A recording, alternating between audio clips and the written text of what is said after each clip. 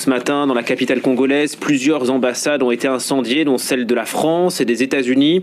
Des jeunes, pour la plupart en colère, qui fustigent l'inaction des Occidentaux face à la percée et à la progression du M23 dans l'Est, notamment dans la ville de Goma.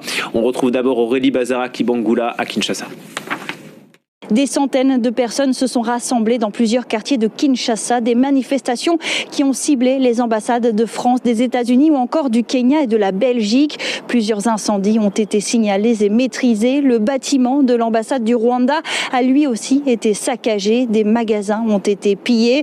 Alors ces jeunes ont laissé éclater leur colère alors que des affrontements sont encore signalés à Goma dans l'est du pays. Des combats qui durent depuis plusieurs jours et qui opposent les forces congolaises au M23 et aux soldats rwandais. Alors à Kinshasa, les manifestants accusent les pays européens et les États-Unis de passivité face au combat dans l'est du pays.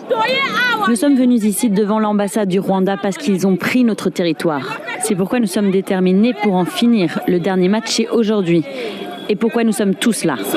Ces manifestants disent attendre plus de fermeté de la part de la communauté internationale envers le Rwanda. Alors si les Nations Unies ont appelé les troupes rwandaises à se retirer du territoire congolais, pour les manifestants, ce n'est pas suffisant. Ils attendent notamment des sanctions ciblées contre le Rwanda.